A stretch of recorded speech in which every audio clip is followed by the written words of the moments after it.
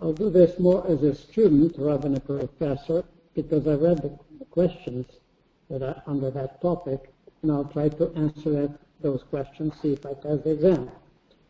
So the first question was, what is the role of values in effective leadership? I remind you that the topic is leading through values. Well, of course, it's almost by definition, the role of values is absolutely fundamental. Now, why is it fundamental? Because values are the source of inspiration for a leader. And if he feels inspired, he can inspire others. So he can lead through values in that way.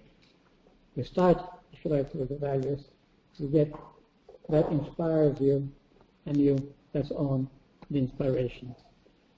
Now, the second question is, what change in values will be most central to the evolution toward a human-centered paradigm, and how can that change of values be brought about?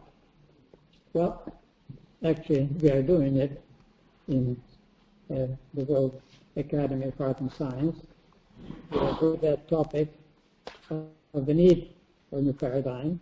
We've discussed it, I remember, in Ottawa, but the Academy discussed it before that too, including the articles in Cadmus. But the change in value that is needed is we need to add to the great Universal Declaration of Human Rights, we need to add a Universal Declaration of Human Obligations. And people have to act out of a sense of obligation, and our world will be better. And we have to also shift, that's another part of the paradigm, we have to shift from harshly competitive relations between individuals, groups, nations, to more cooperative relations. Because, I could spend the rest of the time lecturing why actually that Declaration of Human Rights led to a lot of problems that we face in the contemporary world. But I guess you know that, so I will not bother explaining that. And so I have a proposed list of values, and Megan has another, but we actually work together. So we'll have, in which we do mention things like responsibility to oneself. It was mentioned before, for example, that one should stay healthy. It should be an obligation for every person to stay healthy, because if you're healthy, you can be a more effective member of your society. Also, if you're healthy, you're less of a burden on the healthcare budget or the community or the country or whatever. And there are a number of other obligations of each individual, but there are obligations to the family, there are obligations to the community in which you live, there are obligations to the environment, there are obligations to your country, and we certainly can end up with obligations toward the world. And we have touched on that subject earlier today, that is the obligation, for example, in the contemporary world, to know a few languages, so to be able to, with that, it's much easier to get to know cultures, other cultures, civilizations. And also we have to respect other cultures, civilization, and actually we have to, therefore, in a way, help maintain this diversity, which is a source of, say, creativity, innovation, rather than actually see the differences between civilizations as an evil, by definition. So that was on that one, but we can come back and discuss it. The third, how do effective leaders promote the acceptance of higher values in their work and inspire others to embrace them? Well, I would say by doing essentially what they're preaching. You know, you can readily share and inspire others if you yourself really act according to the values which you are preaching. So that's a very brief answer, but again, we can discuss that. Now I can, how do effective leaders demonstrate, communicate, and implement higher values? Well, it's by by well, communication, spreading, etc. Now, when it comes to values like a new paradigm, of course, one has to first articulate these values clearly enough, then disseminate them very broadly, and then build up gradually, let's say, a big enough network, a critical mass of people that will be propagating the acceptance of such values.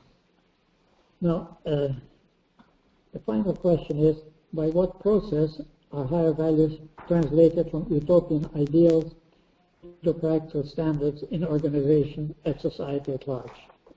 There perhaps I can allow myself an example from my own life, because the experience that you live through is sometimes perhaps most convincing in that sense.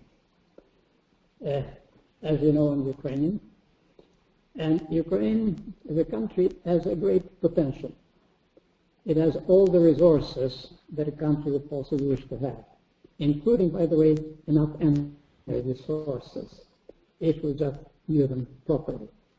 Because if, for example, in '93, we would have actually passed a little law, and it's called Production Sharing Agreement, BP had proposed to invest $15 billion in Ukraine, with the certitude that they would actually produce an additional 20 billion cubic meters of gas a year, which was exactly the production of the country at that time. So it's just a slight reduction in energy intensity, because they were terrible. We're spending 3 calories as much as Poland on a unit of GDP, for example, 6 times as much as Germany or Japan. So with slight reduction in energy intensity, if everything, and doubling of the production of gas, we would not have had that terrible economic dependence on Russia, which became also a political dependence on Russia. Generally, I think we would have avoided the problems with Russia. We would have been good neighbors, etc.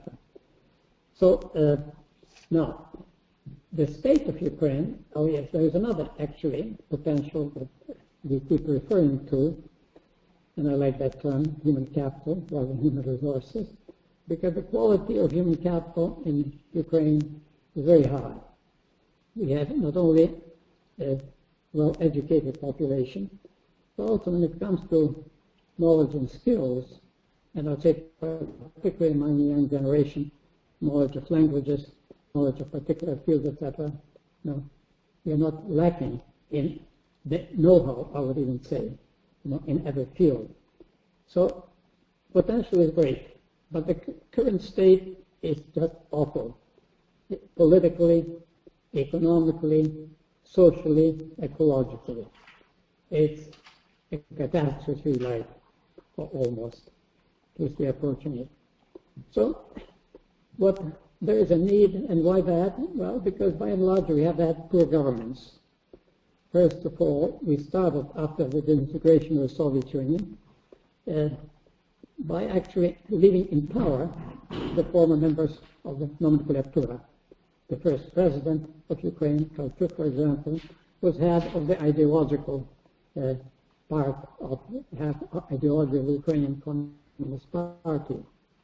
Now, it was fine because he spoke Ukrainian, unlike one of the prime ministers that came later who doesn't even know the official language of the country.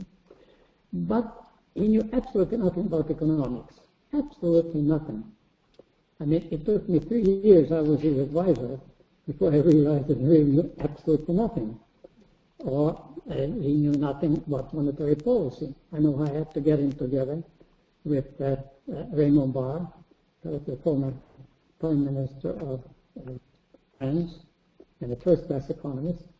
I got him together once for lunch, so that Barre actually wrote out for him in big letters 5 fundamental rules of good monetary policy, etc. Now, so this continues. We did not have, and then we had also the leftover Soviet bureaucracy, which was both incompetent and quickly became corrupt, because Russia, as a successor to the Soviet Union, took over all the assets of the Soviet Union, including whatever reserves Ukraine had, etc. So Ukraine started, if you like, in a very poor state. I'm not only talking about, let's say, 150 embassies, some of which, like in Vienna, were huge property. They had a football field inside the compound of the embassies in the Grand.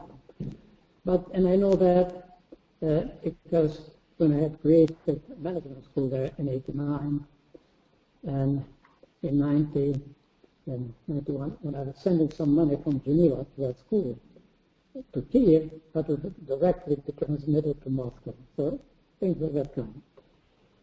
And then we had even worse governments after that, which means that our governments are essentially responsible for this very poor state. I mentioned one big problem was energy, but otherwise, simply, they're not actually good governors of the country in all respects. And then corruption developed, and then also what developed that these former, if you like, communist or Komsomol officials quickly managed to grab a lot of the property. Some got it as gifts, and some stole it. Anyway, and these oligarchs actually dominated Ukrainian politics to a large extent. Not themselves necessarily, but a lot of people in the Ukrainian parliament, so they're actually pretty decisive in what was decided in the parliament. Now, I won't talk about the last president, Yanukovych. I guess it's recent enough history, so those that are interested probably know about that. So, what was the challenge? Great potential and terrible state. It simply meant that Ukraine needs to be totally transformed, that all the organs of the state need to be changed. The economic system has to be changed. The social policy has to be changed. The ecological policy, environmental policy has to be changed. Really, everything. Now, we do have now a government, parliament, and a president who are sort of set somewhat on doing reforms. But they do not have a clear enough picture. What are they reforming the country towards? They don't have, there's not a holistic approach to it, kind of the term is used. What therefore was needed actually is to start with a new generation who can actually transform the country, because they have not been warped by the Soviet experience, and they have somehow not been warped by, let's say, our own this government. So we created a program. First came the value. The value was the following, or the values: that Ukraine should become a country that would have 4 characteristics: full political freedoms, secondly, reasonable level of economic well-being for the whole population. They can be the rich. In some countries, like in Sweden, the rich are very useful because they know how to invest, how to lead the company, etc. But there should be no poor. In a country which is as rich naturally as Ukraine, there is no excuse for anybody to be poor. The third characteristic is social justice. Social justice in education, in health care, and of course in pensions. But I would add even another one in questions of employment. Now, and the fourth characteristic is symbiosis with the biosphere, not its exploitation, urination, etc. So let's say these were the values. Now, what to do with them? With the values, we could actually set clear objectives of how to transform Ukraine towards that. Now, the process, I'll describe briefly the process and end with that. First, I had to write a book because the generation, the young generation that I'm talking about, are people between, say, 20 and 35. And half of that generation, half of the people in that age bracket, used to dream until actually the current situation, used to dream how to get out of the country, anywhere, under any conditions. But about a third of that generation had decided that they would stay in Ukraine and they wanted to do something. But they didn't quite know how to do it or how much they could do it, certainly not individually. So I wrote a book. It will come out in English to be called Identity in a Globalized World, because it sounds a little bit, in Ukrainian, it sounds almost nationalistic, how I sort of remain Ukrainian. I do have, in a way, several identities, because they consider me in India that I belong to India. They consider me in Canada that I belong to Canada. They consider me in Switzerland that I belong to Switzerland. I live there the longest, and I've actually done some things too. And they're right, because I feel at home in India, I feel at home in Canada, I feel at home in Switzerland. But there was this basic identity that I was born with, so to speak. You know, my father, my mother, my village, etc. It was Ukrainian. So actually, while I was becoming, in that sense, a bit of a world, a citizen of the world, I was in 88 countries, and I managed to change the destiny of some, like Argentina. But this kind of basic identity was not actually somehow diluted. It was, in fact, reinforced by the fact that I had this, in a sense, multiple identity, or that I was a citizen of the world. Because you have to have something that is closer, rather than just be that, if you like. Well, I wrote the book, and I described my life very simply, that I was born to very poor parents. My mother had sixth grade education, fourth grade education. My father had sixth grade education. But my father had the dream that his children, at least, should attain some higher education. I went through some tough times in my youth. And I'll mention a couple of experiences that influenced my own Weltanschauung, if you like, my what do you call Weltanschauung? We use the same. We use the same. Good enough. An example. When I was 4, my father came with a friend, and that friend, a big man, big head, red face, and he pinched me in the cheek very hard, like this. It's a very painful thing. And he gave me the first coin. It was happened to be a Polish coin. I was born into Polish, it's like occupation. So it hurt. So my association with money, and for a long time, was it's something painful rather than something that worth striving for. I reconciled later on that it was very necessary to be able to live.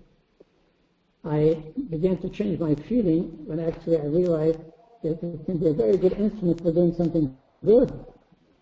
But that was the first act. Therefore, money was never a purpose in my life. Money was an instrument for doing things.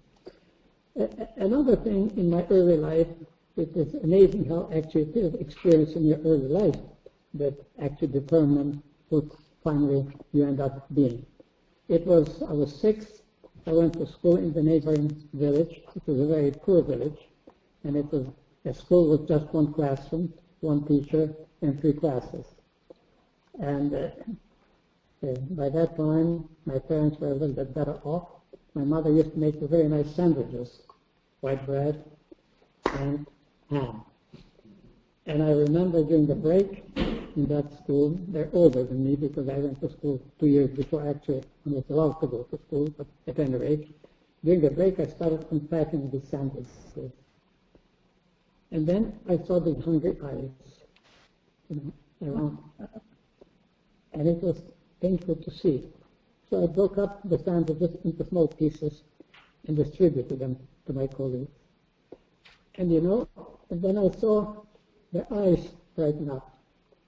And, the satisfaction was just enormous. It's hard to describe the joy of seeing them light up their eyes a little bit.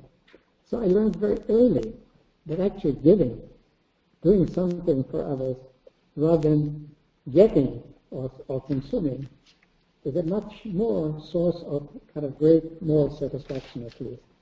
And that's why it was kind of natural for me to be doing, let's say, what I'm doing, including now with that program. So I had a lot of experience, and some, well, I ate from garbage cans just after the Second World War in Germany. I was taken to Germany as an Ostarbeiter, and so on. But I've also learned some good things in early life, let's say the 19. I've learned by listening to a discussion by my older father and my sister's husband, who is even older, and they were discussing, and this sister's husband, which is called Schwager in Germany, at any rate, he was saying, you know, I don't expect anything good from people. And my brother said, you know, I'll probably have some nice surprises in my life. And my brother was saying, I only expect good things from people, and likely to have some disappointments. As long as the two lived, my Schwager did not have a single surprise, pleasant surprise, and my eldest brother did not have a single disappointment. It's a very powerful lesson. And another lesson that I learned at that time, thanks to my elder brother, that he put me in a position where I had to do things that I didn't know how to do, such as, for example, get on the stage and interpret without knowing English, anyway, to a general who came to our refugee camp to tell us that we'll be repatriated back to the Soviet Union. Well, I won't describe that process. Or at the age of 19, because I did sort of interpret, because I knew what that general would talk about, and the rest I made up, because of the 1,500 people in the hall, there's not a single person that knew a single word in English. So I sort of simulated that played an actor. I mean, I, General Taylor, that much I could understand it, the rest more or less kind of endure, you know. It was like dubbing, but without actually really dubbing. Anyway, but with that great reputation in the camp and in the administration that I knew English. So they were looking for somebody to actually to be a supply officer, you know, but the man had to know some English. And apparently had some English. So at the age of 19, I was made into a supply officer of United Nations Relief and Administration. I had 40 people under my command because it was 3,000 people in the camp, and the supply officer had to assemble the list of everything that people needed, you know, clothing, medicaments, and even preservatives, whatever, you know, go to the headquarters in Stuttgart to present this list, etc. Well, I had a nice uniform. I had actually a driver, and the age of 19, I was for the first time the manager. Of course, I didn't know what I was managing, but somehow I did it. But actually, why do I tell you this story? That I actually learned that there's nothing that one cannot do, and one doesn't have to be a genius, if you actually, if you don't know how. By the end, by the way, I did know actually, I knew a lot about the supplies. If you don't know how, but you want to, you learn, and then you can do it. We have a proverb in our language that it was not the saints that make the plots, okay? Which means any person with a normal education, with a normal talent, if there's strong enough will, they'll learn how to do things and do it. Okay, so I wrote this book in order to inspire these young people in Ukraine to dream more boldly. That I forgot to mention, because I started everything in life with a dream first. At the age of 12, I was dreaming about two things: to become a free person. What does a free person mean to me at that time? That my own reason would be the ultimate judge of what is right, what is wrong, what is good, what is bad. Now, the second dream at the age was that I would discover the world. I mean, you know, in that setting, from Poland, with the parents, etc., I mean, it seemed actually crazy, but I did get to know 88 countries and actually change the destiny of some. I actually presented that book at 27 different universities in all regions of Ukraine. And of course, after the presentation, we distributed by the group too, but after the presentation, they come up and start discussing interesting work like this, and then I would talk about this program, Young Generation Will Change Ukraine. And then quickly, how does it work? These young people form a group of 7. 7 is an ideal group. 7 people with different kind of educational backgrounds, different specialities. Okay. If somebody wants to know why 7, why not 10, I can explain that. There is a physiological explanation for it. But what they do, they decide which of the effective countries they'll study in order to select from it the components for the architecture of the future political societal order of Ukraine. And there are not many of these countries. So in the process, I'm likely to insult you. I already did Alberta because I said, why not Italy? Because these countries have these 4 characteristics. It's certainly Norway, it's Sweden, it's Austria, it's Germany, it's Switzerland, though Switzerland is degrading a bit. And we added actually Poland, because Poland doesn't quite measure up fully to the 4 characteristics, but Poland went through 4 very exciting, interesting transformations from which we could learn. The first transformation was transformation of intellectuals in the very early 80s, where they decided to be free. They spoke their minds openly. So that was first. Second was the transformation of the workers. Lech Walesa, Solidarność, where the workers decided to be free. The third transformation was by Leszek Balcerowicz, Deputy Prime Minister of the economic system, from planned economy to market economy, shock therapy, if you remember what the industry. And the fourth transformation was with Poland being a candidate for membership in the European Union, and the European Union welcoming Poland. Poland had to go through a political transformation to adopt the political structure, adopt the legislation of the European Union, etc.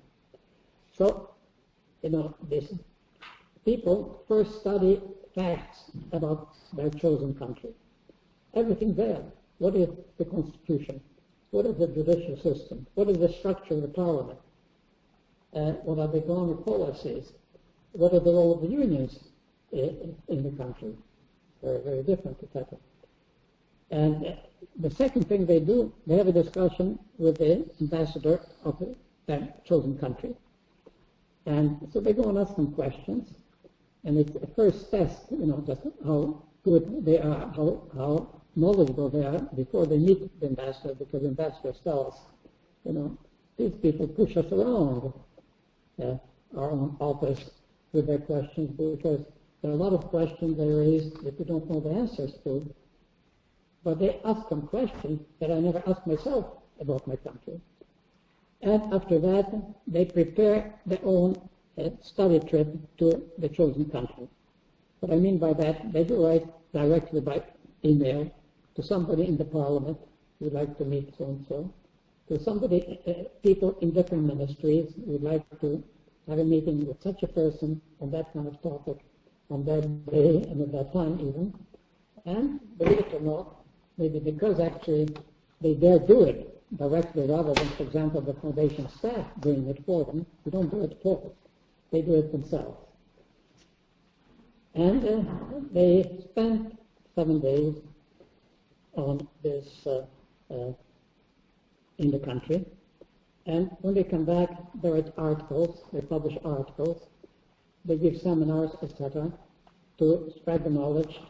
And at the end of each year, we meet with the number of groups that have been going through this, and actually they start drafting what that future Ukraine should look like, what should be the structure of the parliament, etc.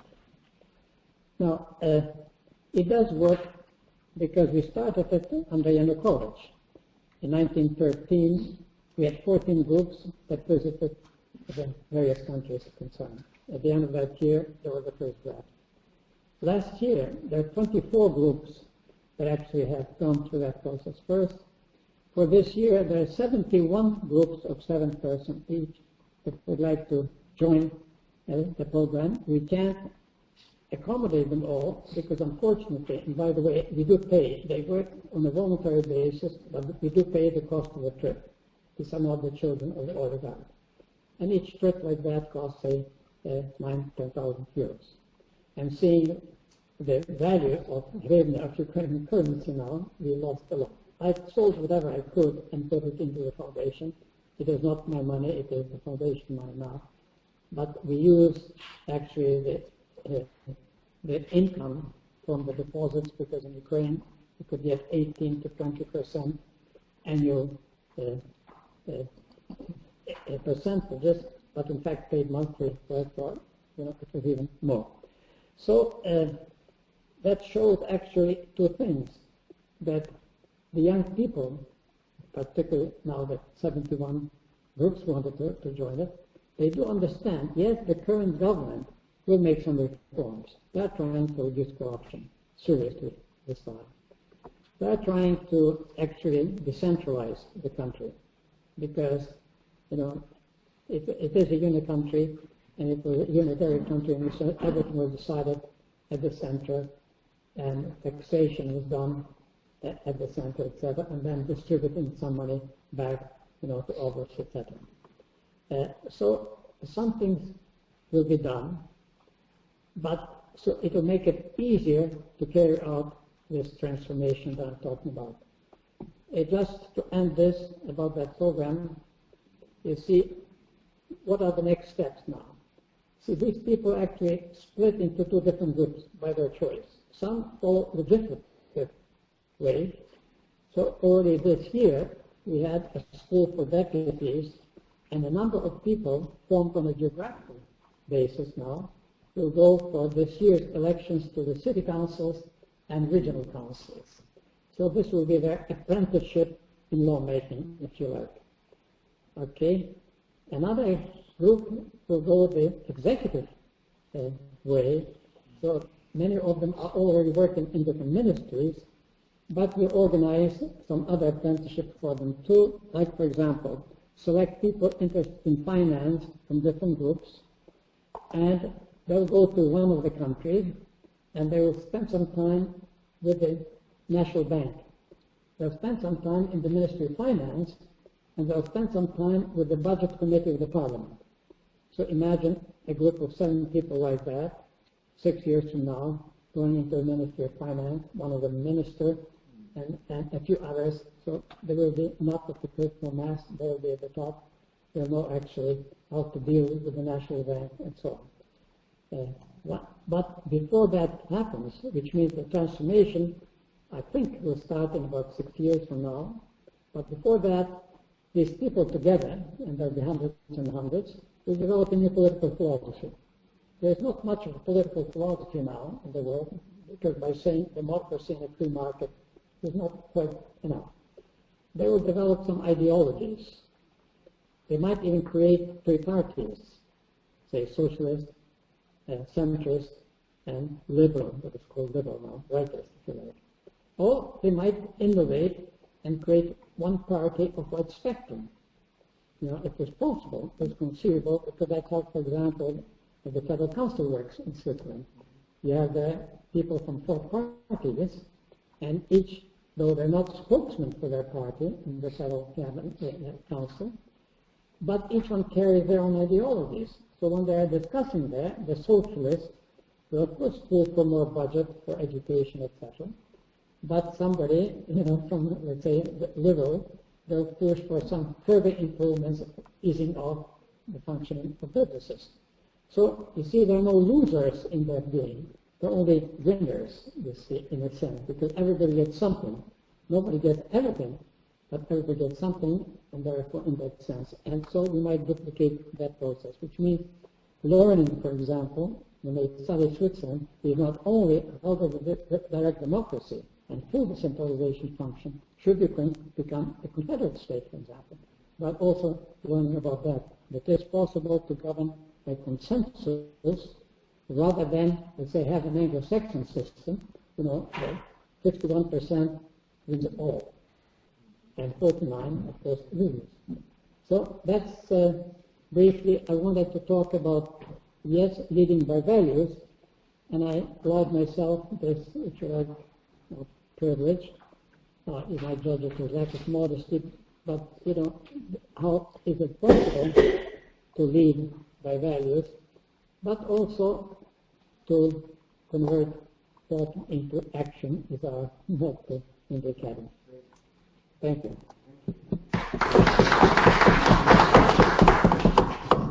Yes, Bohdan.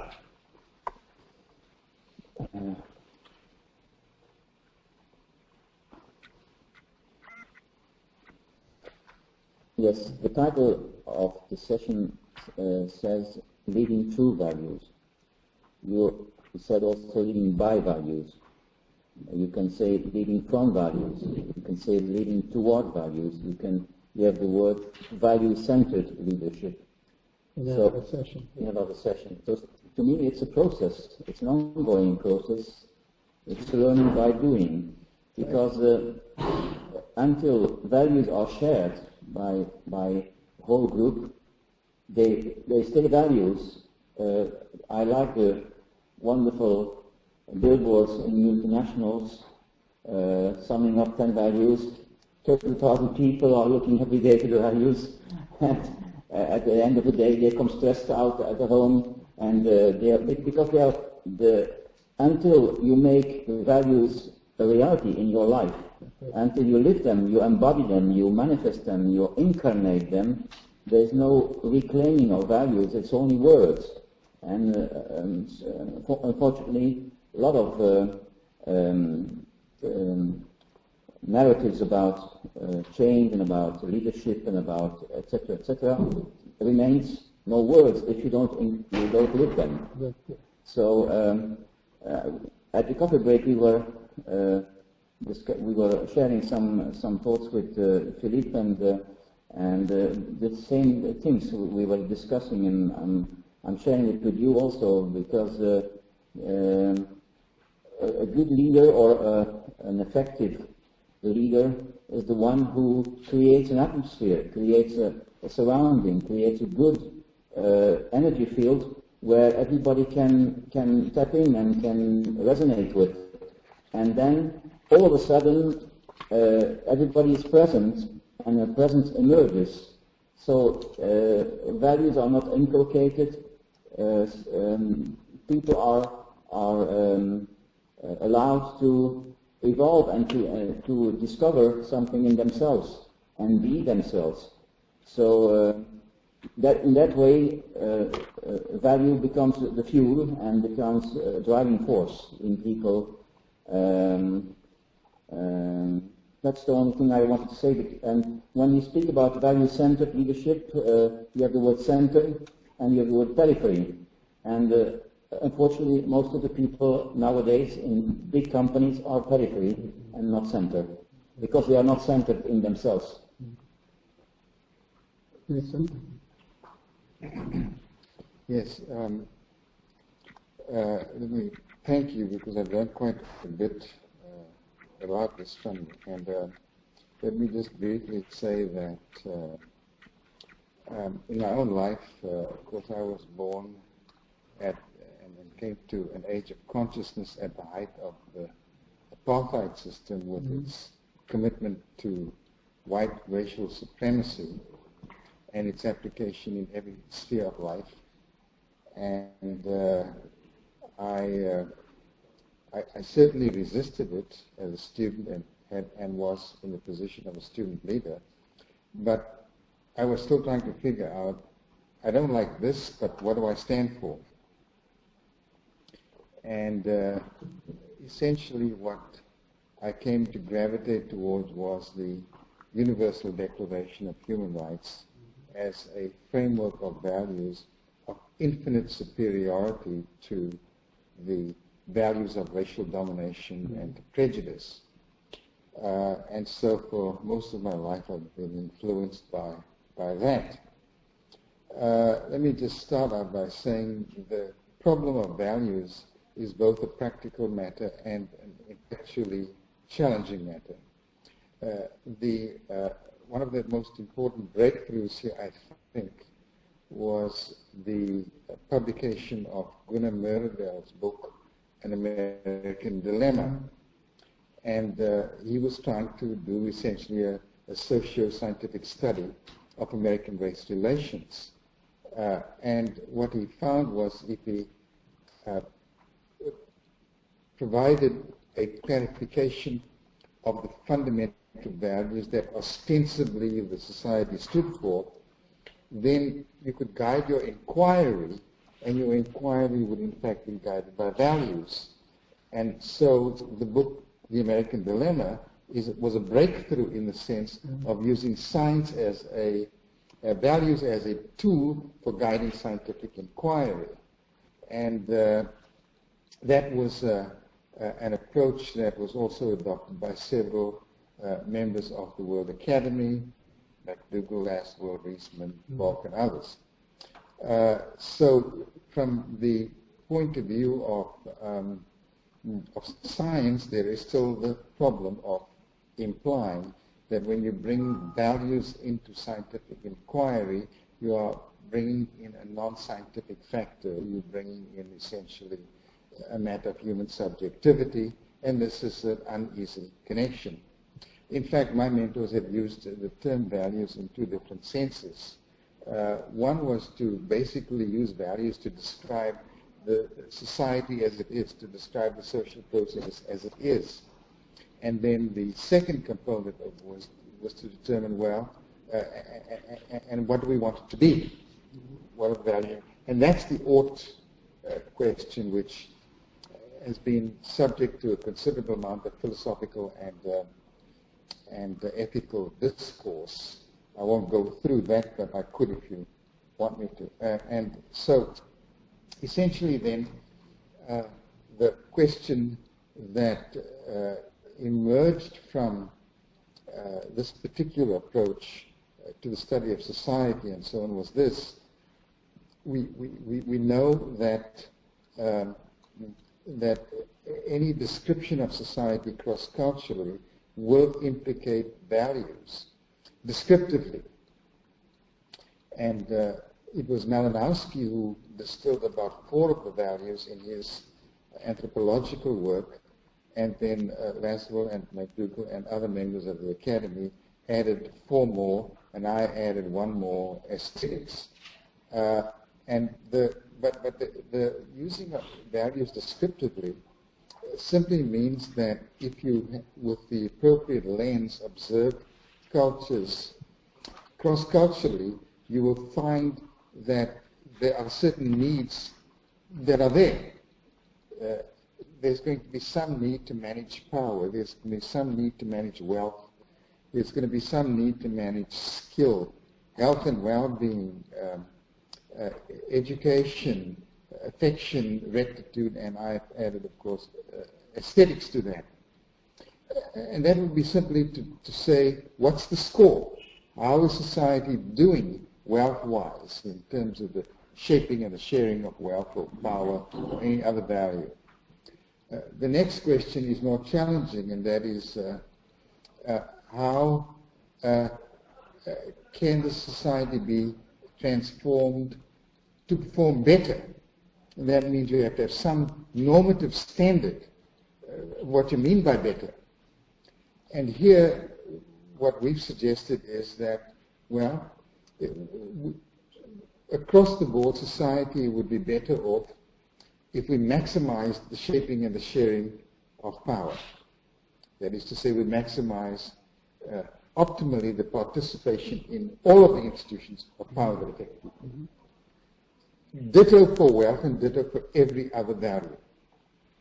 At least now we know more or less where we are and where we think we ought to go. Now, what's important about the value scheme that we've come up with is this. First of all, the 9 values are really simply an abstraction from the documents themselves, from the documents that implicate the International Bill of Rights. So we're not inventing something new, but we're trying to give it some functional relevance for exposition, study, and hopefully for social transformation. Second, the importance of the values are not that we formulate them just in the abstract, because that leads us all over the show. It's that you can point to a value and an institutional mechanism specialized to the value. Now, that doesn't mean that all institutions look the same globally. They don't. Marriage in Saudi Arabia may be different to marriage in New York or Croatia or wherever. But the central point is that you can identify a value that is an institutional mechanism wherever they are on the planet. Now, one of our challenges may be that some of these institutional mechanisms poorly reflect the ought factor, the question of how it should be produced and how it should be distributed. And it may be that we need to change the mechanisms that are implicated in how the value is developed instrumentally in society. Essentially, that's what you've done. You've tried to find a mechanism to, although you didn't call it power, but you talked about political freedom. So the big challenge then is not to have a discussion of values at so abstract a level that you cannot identify any institutional mechanism. The point is that they are there. You have to identify them. You have to understand how they work, and you have to ask yourself, does this work well or does it not work well? One of the questions that we had earlier this morning was whether the primary instrumentality by which we generate wealth, the corporation or the multinational corporation, whether its influence is such that it is radically accelerating the difference between those who have and those who do not have. Okay, so that's, we know what the mechanism is. We've got to fix it or get rid of it, or some such thing. So that's, if you like, my comments, except to say that I'm uneasy about starting off with values as utopian ideals necessarily. I think the central point of Roosevelt's 4 freedoms was that, and these are translated into the values through the UN system and so on, is that, as he said, these are achievable in our lifetime. These are not so abstract from our common appreciation of decision-making capacity, our human potentials to look the facts in the face and determine what works and what doesn't work, and to make things that don't work better. Thank you. Thank you. König. Thank you. I want to thank you, Bohdan, really, for what you have shared with us. Mm-hmm. The living examples are probably the best examples. They are the ones that inspire us. And your story did inspire me, definitely, and I'm sure it inspired many more in the room and online. I would like to take maybe a couple of sentences that struck my heart. When you said you were translating something that you did understand half or maybe not that well, I think what you really did is bring back hope, respect, and dignity to those 1,500 people who listened to you. And I think you did that with your heart and with your spirit. And that was probably what was most important to those people listening to you. Then another sentence, anyone could do anything. And I think that is very important. It is believing in the human being. It is believing that everybody has a potential. It might not be visible. It might not be lived or embodied, but everybody has a potential. And I think that's important for all of us to know that. And maybe to link that to something you said, that you know and you sense when you make a connection with values, with your heart, it's when the eyes of the other person lightens up. And I would challenge anybody of us any day to take that as a challenge. How many eyes can we lit up every day in our everyday conversations and dialogues? The presence that Andres talked about too. And I'll share a little experience. Over the last 2 years, I met 50 leaders in Switzerland and asked them, how do you feel today and what is your vision for the future? And I would say that on average, after 20 minutes, I had the sparkling in the eyes just by letting people say what was on their heart. For the first 20 minutes, it was a fonctionnaire. It was the people, the person was not speaking yet from his heart. But I would say on average, if we create the space, if we have that presence to build the trust, I think we can really make a difference. And I would challenge anybody online to try this out, maybe today or tomorrow at the latest. It does work, and it is an act of courage, of leadership. And maybe two more points. One is rebuilding an architecture for Ukraine to not only unleash the potential of people, organizations, but also of nations. And you mentioned Argentina. I had the chance to live in Argentina too. I would say Ukraine and Argentina were 100 years ago two very bright economies, and that were on a worldwide base very strong. And they all went through this. They both went through the same fate, and they both have the full potential to go back to where they were. And I think your book and all the activities you did with those groups is really building up slowly, one person, one group at a time, one institution at a time, those you mentioned. I think that's a great example of what any country, any nation, any region could be working on. And my last point is about Switzerland and federalism. Over the last 2 years, with Pierre-Antoine, we have been studying what is the potential of federalism. So we went to see different people in different walks of life, large organizations, business, public, even the UN. And everybody said that Switzerland owns something that is interesting, this federalism and all its principles. And I agree with you, Switzerland is kind of losing it, and some politicians told me the same thing within Switzerland, so we still own something, but we should be careful to not lose it. And I'm wondering, can Switzerland help UN or other organizations to transmit and share and as something that Switzerland owned for 700 plus years? Is that something that would be interesting, and should we take some of our academic people and some of our politicians to transmit the spirit of federalism to other organizations? Transform the United Nations, because United Nations is not actually United Nations, it's United Governments. And we could have sort of a word confederation instead. Anyway, yeah. Thank you very much. Now there's time for some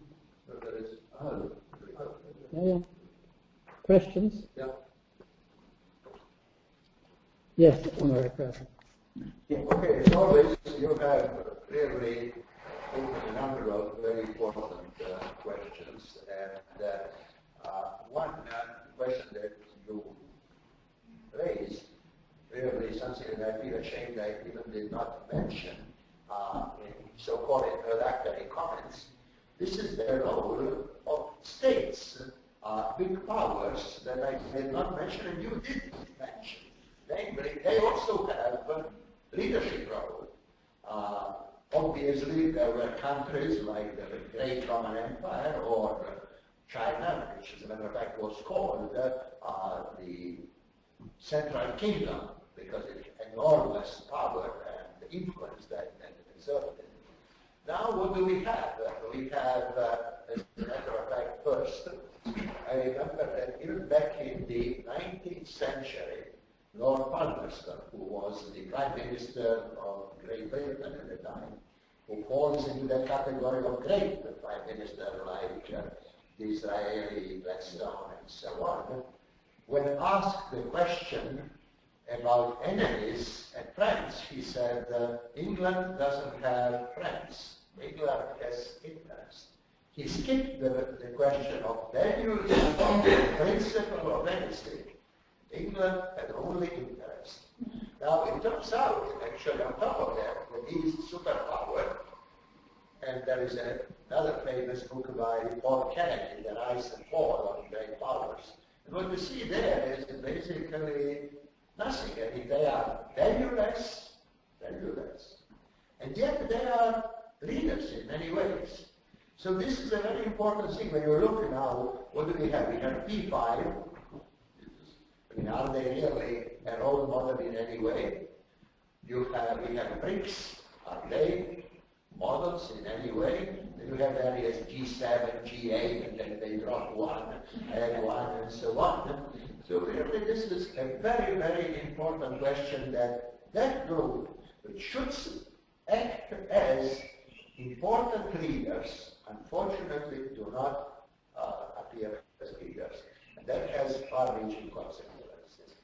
Another very important question you actually posed is something that all of us who actually live in many places for a reasonably long period of time somehow feel, on one side, as you say, at home in all of these places, and on the other question, you feel, where are my true allegiances? Because basically, we have a lot of identities. I mean, in many ways, my identities are by no means only Croatia. In addition of being a Croat, I'm a physicist. As a physicist, I am almost identical to any physicist in the United States, Ukraine, and China, or anything like that. And when as you said, when I'm in the United States, I live at home. I felt at home in Switzerland when I was living there, in Japan, and so on. So this intrigued me, and I linked it with the question that was posed earlier by Alexander, where he said, occupying the future. If we take these things together, we could say, the current fatherland is where you can do most, where you can contribute the most. So if the country is such that you cannot contribute anything, then why should you stay there? Then your talents are lost. So you go where you can contribute. Just like when there is, if any one of us falls now and needs medical help, we all rush. Because we go there because this is where we can do most. So, as I said, this is another important question that you raised, and it's just like somebody who is, I remember that during the time of all of those difficult years in my country, one of my friends from the United States wanted to come and visit us, and I said, well, do you want to come now? Now is war. And he said, you know, when you are a volcanologist, you don't go to the volcano unless the volcano is exploding. Where the action is. So much the same way, you go there where the action is. Yes. Albert? Really, thank you for that wonderful presentation. And so, what you said hit me especially on what you said, the joy of giving, when as a kid you share your panino. I think it's a very important point that you made, very poetic. So, not only did I understand correctly the implication, not only the importance of living true values, but also to embody, also physically, the effectiveness of agape. That is the true leadership. To embody leadership, you have to fully enjoy, every cell of your body and your mind, agape. Because a healthy personality, again, excuse me if I'm always enamored of research on mental health, is exactly this. People that are healthy, love to give. But why they love it? Because they're smart. Because a healthy organism would actually enjoy, take pleasure in giving it. Also love, man and woman, a neurotic personality is afraid to love because you risk. You have clients that are afraid to love their wife or husband because they say, and if he dies, will abandon me. And so I would risk investing on something that I would lose all my capital. Crazy, crazy. And so the healthy, leader is enjoying it just because it's natural. I would like to understand that this is correct understanding of the thinking, and also I would like to ask a personal, the better example is the better leadership by example. You just gave a clear example showing sharing your life. Well, my question to you, through your life, what do you think? You are the poor son of a larger family, and you seem to have always, been sucking up from what kind of roots, what is in your heart that makes you so special, in fact. You were poor, you have made money. Millions of people have made money, and they accumulated more money to get more power and more control. You gave it away, another form of agape. What made you such a lucky man? Well, I don't know, one of the things is my mother loved me very much. And because I was the youngest of the children, very fragile. Actually, she gave birth to 7, but only 4 survived. We lived, by the way, in one room, the 6 of us that survived. But she loved me very much. And I think that's extremely important, because, if you are loved, it's easy enough for you to love. And you have to love to be able to do some of the things that, we are talking about in this course, And, well, we all agree by now, I think, that love is what is most missing in our contemporary world. Love. Love of the life, love the others. Just that, have that. Well, maybe there's another thing that I have certainly helped me too, that made me lucky in a way too. That I remember the debate in China, I'll say 2,500 years ago or so, and the debate was about what? What is the intrinsic nature of a human being? Intrinsically ill, intrinsically bad, or intrinsically good? Now, given that it is China, it took 150 years to actually conclude, well, human beings are endowed with both. It's a very sinusoidal curve. That is, there are some that are actually born criminals.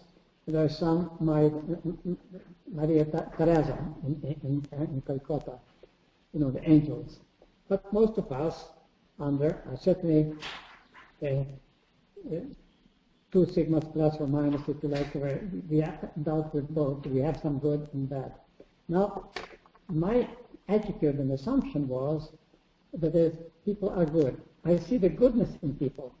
And when you see the goodness in people, actually that goodness takes on more weight in that person's action and personality. They become better. Now this, but you have to sincerely see it. You cannot use it as a manipulation. But when you see it, you see it's fantastic actually. They make you, if you like, lucky in a sense. They make you lucky. So that's maybe one of. Well, I gave an immediate answer to that. I'm sorry I could have given an immediate answer to something. Thank you for touching not only our minds but also our hearts. Well, I wanted to mention that because emotions, feelings are much more of a driver than knowledge, ideas. That's the real mover. And we have to recognize it. That's where, let's say, if you like, intellectual scientists are in a little bit of danger, because, they sometimes forget about this fact. How you feel, it's your heart that moves you rather than just your head that moves you.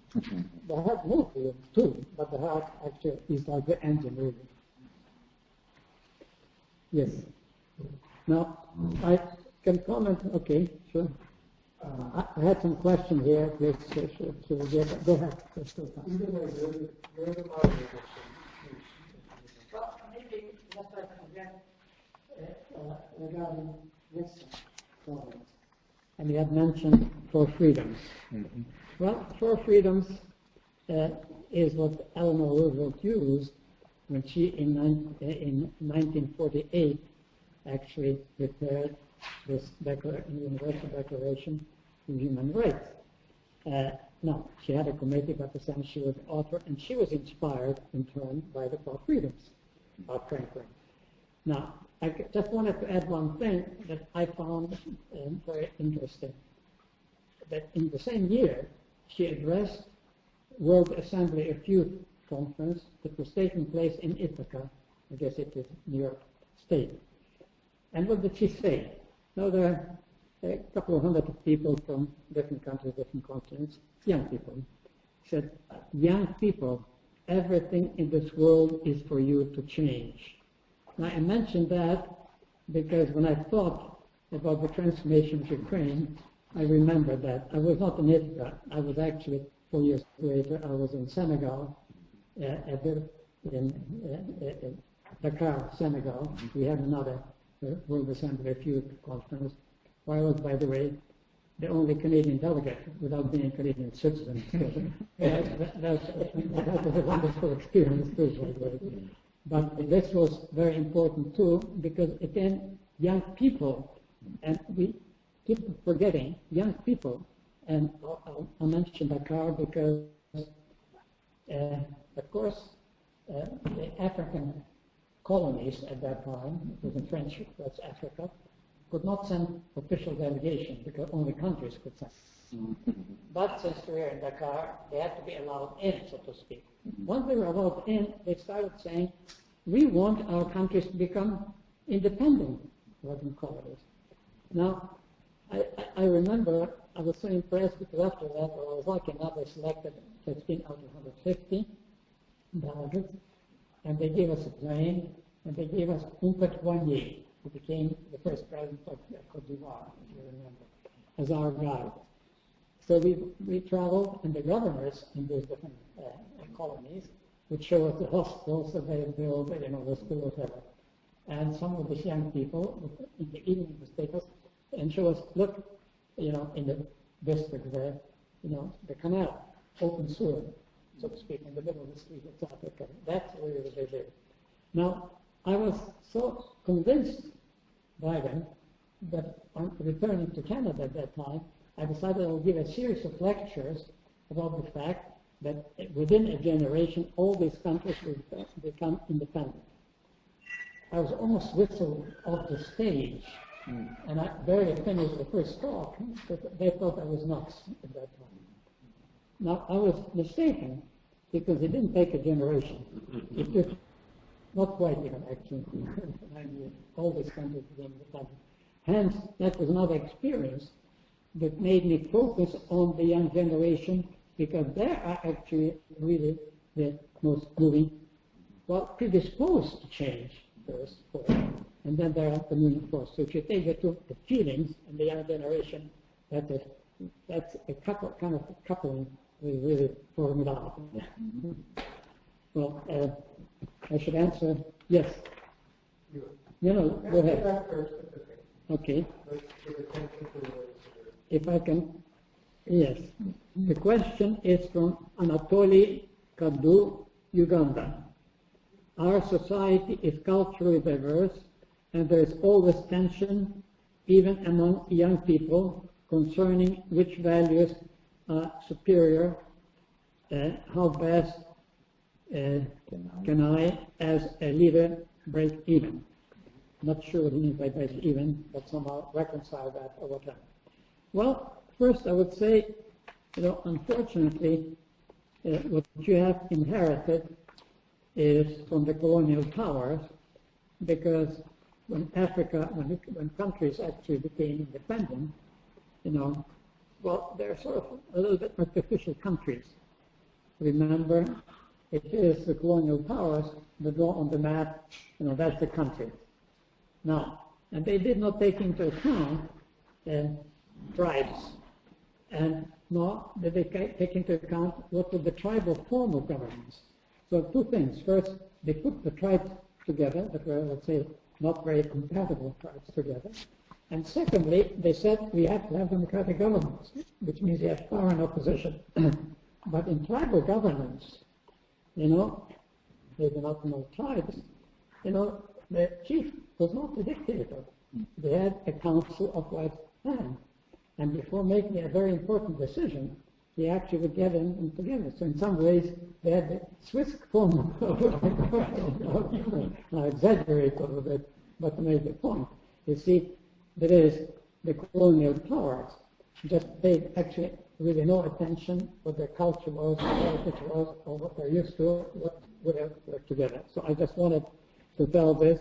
Now, what you can now do, because you don't have much of a choice. You wanted to comment? Yes. Do. Well, I was one of those who helped to establish the Human Rights and Peace Center at Makerere University.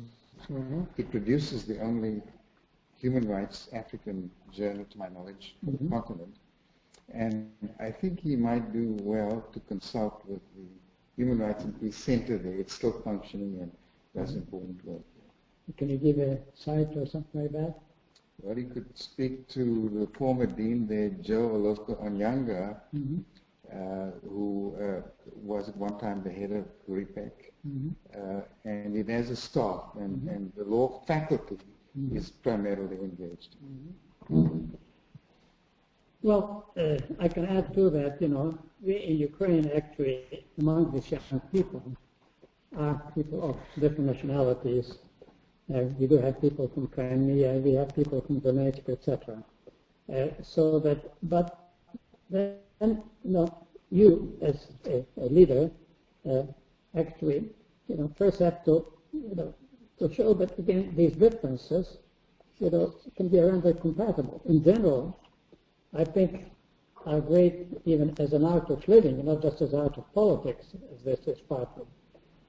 How to render, because I go back to the comment that Ivo made, that you have different identities. One of the problems that people have in their lives, that they actually do not find somehow compatibility or reconciliation between them. It's just like, because there's another dimension. We have our families. At least I do. I've been married for 65 years. And, but because there is another thing, I have this or that you are working, and let's say, in my case, she was not working. It was working very hard, but not outside. Now, how do you do it? And of course, one of the ways is by role playing. And it might actually help in this. When you deal with people that are actually sort of these different views or from different tribes, try to get them together and ask them to put themselves into the eyes, if you like, into the persons of this other nationality. Like this psychologist, what is his name, Austrian, that invented this method. He was counseling married couples that had difficulties. And what difficulties? Well, at that time, women did not work and men would work. The men coming back from work, the only thing they were dreaming of is maybe to take a paper or have a drink, etc., and have some rest from the people from the discussion. And what his wife was thinking about was finally being at home all day and not talking to nobody. She just wanted immediately to start talking machines, etc. And by very simply writing a little script. Now you are the husband, if you like. You are working, you are discussing with people, you have meetings all the time, etc. And then you come home in the evening. It was fantastic how that worked. So that method, by the way, was adopted even in the management schools. The good management schools use it a great deal. Put yourself, as a manager, put yourself in sort of in the body, in the mind of the union leader of a firm, for example. So maybe this answer is of some use, but Gary. Well, this has been a very good, interesting discussion, and I'm just trying to go from the particular to something more general, since we're getting towards the end. One question which I think all the approaches to it are valid in themselves, but I just wanted to clarify, I think it through, Bill. We haven't really asked ourselves or answered, I think, what are values? In fact, I think we're talking about multiple connotations of the word, which is fully valid, but maybe it'll help us if we clarify a little. I thought when Winston's referring to Maslow's model, which I like and I think is very useful, I kind of, just for clarity's sake, we can call them all values, but for clarity's sake, I would think of it more, I would call those aspirations, human aspirations. We've talked throughout the day, different people have been speaking about ethical ideals as values. We can also talk about values as qualitative goals. Quantitative goals we know very well. We want so much GDP growth or low inflation or whatever it is. Values are qualitative goals. We want to do things faster, or we want to do it more harmoniously. We want to do it more reliably. We want to do it more sustainably in future.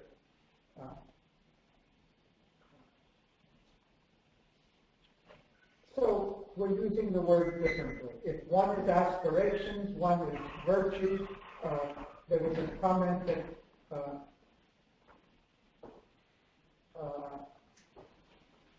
about talking about values in a utopian way may be counterproductive or not quite as effective. I like to think of values generically as a kind of quintessence of accumulated wisdom of humanity. Not just because it's an ethical ideal, not just because it's a human aspiration. And this is another use or another way of looking at it. I don't say it invalidates anything else, but my comments will explain. But you can look at values as, if we look at our long experience, there's something that really helps humanity survive, grow, and prosper and develop. And those are values. I think freedom qualifies for that. Freedom is not just something we enjoy, which we certainly do. It makes us more creative. It enables us to adapt more effectively. It makes us more productive. Of course, when it isn't licensed, I'm talking about the value of freedom in its context, not when it's distorted. Sustainability is something, harmony. We're talking about peace. We're talking about a better world. Cooperation. These are qualities that we've learned, maybe not well enough to lessen, but qualities we've learned over long periods of time make for higher accomplishment. One of the other characteristics of them, of a value as opposed to a quantitative goal, you can never fully attain a value. And even, first of all, what's harmony, or what's cooperation, or what's freedom? You can never fully attain it, and even if you attain it today, that's no guarantee that it's going to be there tomorrow. So one of the things that values do is, when people engage in them, not when they're written on the corporate list or even on the Constitution, we know that, but when people engage in values, it can release tremendous energy, and it can release tremendous productivity. I'm thinking of it at the level of countries in the world. I also, because I work in companies, I see in companies, there's nothing that can energize a company as much as inspiring people with the idea of doing things better because it's good in itself and it's good for everybody. And creativity is an example, but it can be something mundane also. So I think values are not only good, but they're very powerful. And they're very creative and productive in the sense that when actions are based on values, they can produce things that can't be produced in any other way. There have been a number of references, and one of the questions was how are values implemented? And one of the things that Bohdan said, and I think Winston, you also alluded to it, because by very definition that values are abstractions, and that values are ideals or utopias, it's general in themselves, that values acquire power only under certain circumstances.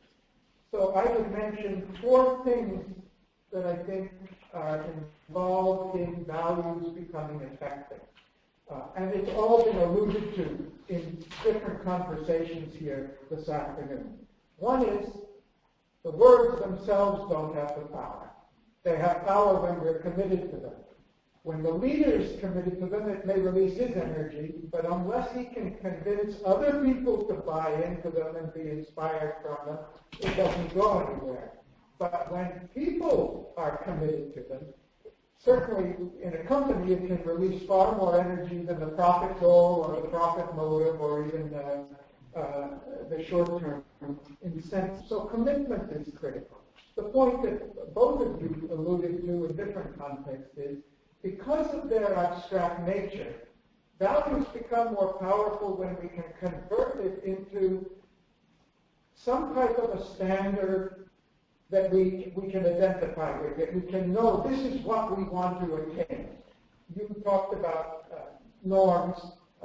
You mentioned trying to make it a definition. And though the value of freedom is an abstraction, we can define hundreds of operational ways in which we want to make this value real in life. And I think without that, we're talking in the pure abstraction. But when we can convert the value into that's what it means in a classroom, or that's what it means in an institution, or that's what it means in business relationships, and so forth, then it acquires power. There were also several references to, Winston, you were referring to the institutional mechanism. And I think that's the third key ingredient, and I'll go back to what I said this morning about my mechanistic model or analogy for energy, and I agree with you fully on that. In an effort to be clear, it is a mechanistic conception. I fully agree. But there, I was talking about the energy becomes effective only when it flows through in an organization.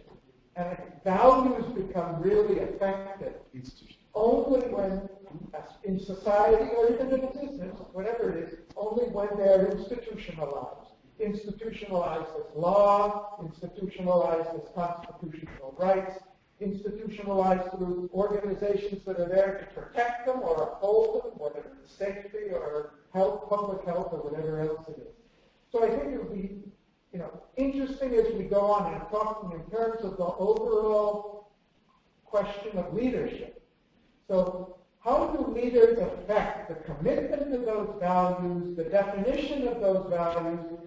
Gandhi said, our goal for freedom should translate into go make salt. He operationalized the I'm free to make salt if I want to. So he gave it power. And of course, through social organization. Okay, just first I want to react to one thing.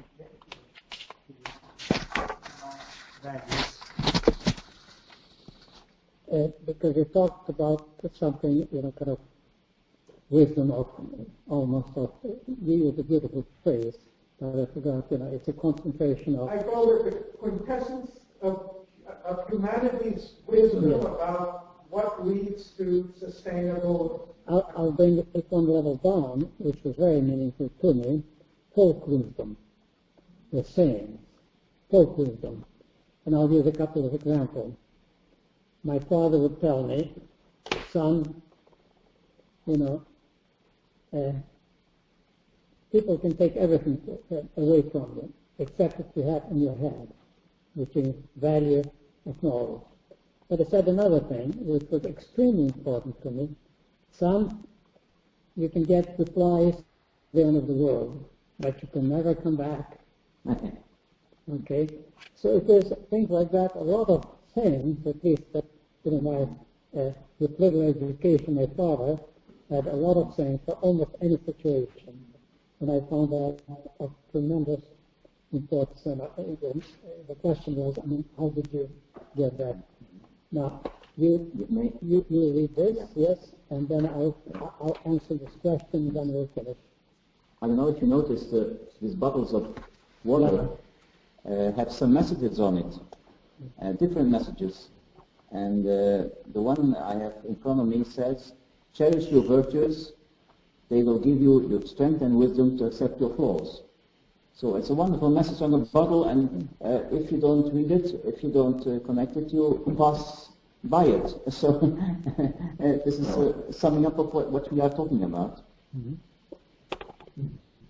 Well, since time is running out on us, I have another. It actually happens to be a comment from Mura Palasek, Croatia. I'm not sure if I pronounced the name correctly.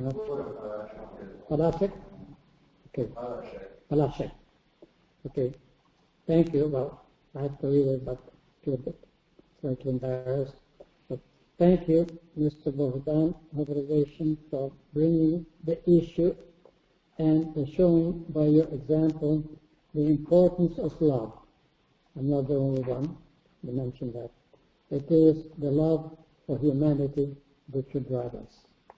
I think maybe this is a very good point in which to end the session. Thank you, fellow panelists, and thank you, the rest of you. Among other things, for the quality of listening. We talk about the quality of articulation, etc., but there is a quality of listening. And, we feel it, so to speak, because there's kind of a silent resonance that comes when somebody really listens. So, thank you.